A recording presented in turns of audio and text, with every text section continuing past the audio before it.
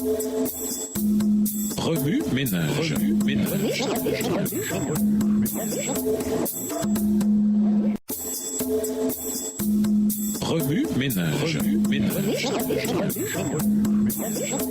Bienvenue dans votre émission Remue ménage. Nous voilà à la leçon de dimanche, une mission ordonnée de justice. Condamné à perpétuité, Cynthia Brown a grandi à Nashville dans un milieu familial violent, ce qui ébranlerait bon nombre d'entre nous. Son beau-père était alcoolique et sa mère biologique, elle, se prostituait à cause de sa dépendance à la drogue. À l'âge de 16 ans, Cynthia a fait une fugue et elle est tombée dans le monde de la drogue et de la prostitution. Un soir, un homme qui avait sollicité ses services l'a amenée chez lui. À un moment donné, sentant que sa vie était en danger, elle a saisi une arme et l'a tué. Bien qu'elle ait plaidé la légitime défense, le juge l'a condamnée à l'emprisonnement à vie en tant qu'adulte alors qu'elle était mineure. Elle ne sera admissible à la libération conditionnelle qu'à l'âge de 69 ans. La justice selon le monde. Lisons Proverbe 28, le verset 5. Proverbe 28, verset 5. Les hommes livrés au mal ne comprennent pas ce qui est juste, mais ceux qui cherchent l'Éternel comprennent tout. Bien que certains détails de l'histoire soient quelque peu obscurs, il est clair que Cynthia Brown a été victime de trafic sexuel et que le système de justice américain a scellé son sort en la mettant derrière les barreaux.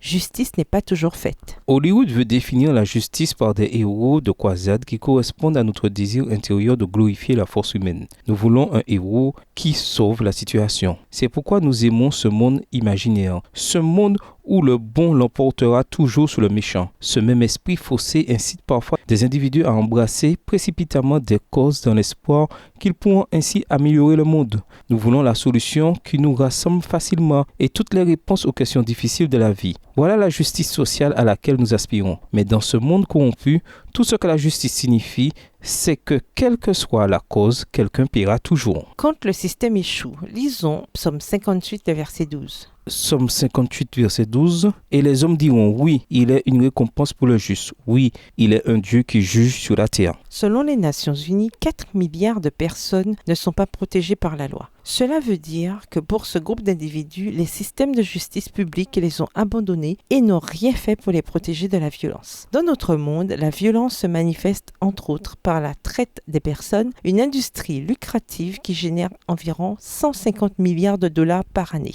Dans la société de plusieurs pays, des systèmes injustes règnent. Oppression des pauvres, des handicapés, des femmes et des gens de couleur. Certains individus bien intentionnés ont décidé de répondre à ces injustices par la violence et par d'autres moyens militants. Cependant, leurs efforts n'apporteront pas la solution recherchée. La justice biblique. Lisons Ésaïe 61, le verset 8.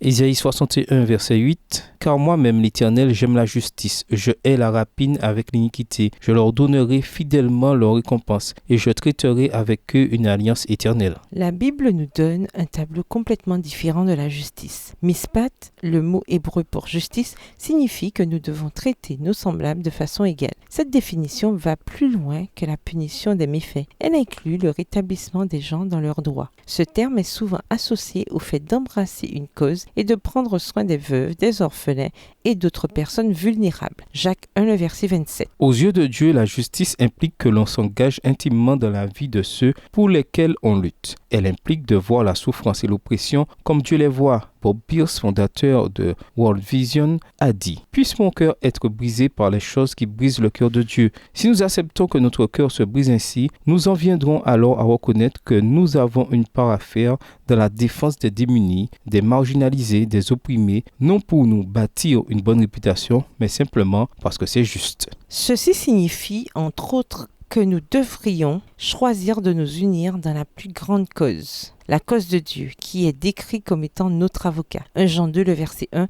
souvent les âmes de monde perdues et d'un procureur impitoyable. À un degré plus élevé, notre Père cherche à restaurer ce qui a été perdu dans notre monde. Dignité, beauté, liberté, amour, paix. En adoptant la justice, nous soutenons la loi morale de Dieu et justifions son nom. Respecter les droits des autres, aimer agir avec bonté.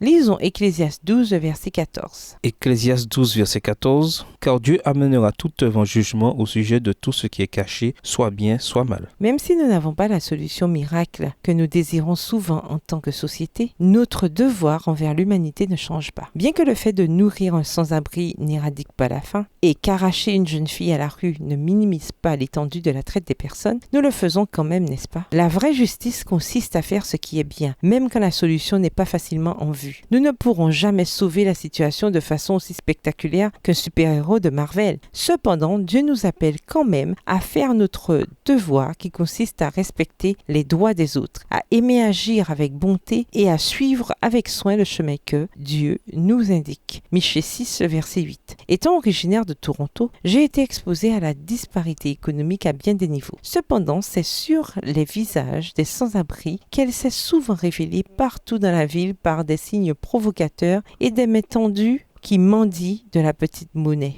Parfois, la réalité des problèmes du monde tels que ces derniers me submerge. Mais lorsque je me retrouve tenté de simplement m'éloigner, je me souviens que tout homme et toute femme là dehors est un enfant de Dieu. Lorsque nous posons la question de la justice, n'oublions jamais une composante des plus cruciales, la miséricorde. Tout comme Dieu a manifesté sa miséricorde envers nous en envoyant son Fils en rançon pour nos péchés, Jean 3, le verset 16, nous devons aller de l'avant avec la mission que Dieu nous a confiée en tant que ses défenseurs pour apporter l'esprit à un monde qui se meurt. Wamiménège, alors que vous êtes témoin de l'oppression environnante, quelle cause Dieu pourrait-il vous mettre à cœur? Comment pourriez-vous chercher à vous impliquer? Quelles paroles et images vous viennent à l'esprit quand vous pensez à la justice? Qu'est-ce que cela signifie pour vous? Quels textes des Écritures peuvent vous donner une compréhension plus claire de la justice biblique? Au revoir. Et à demain si Dieu veut. Remue ménage. Remue ménage.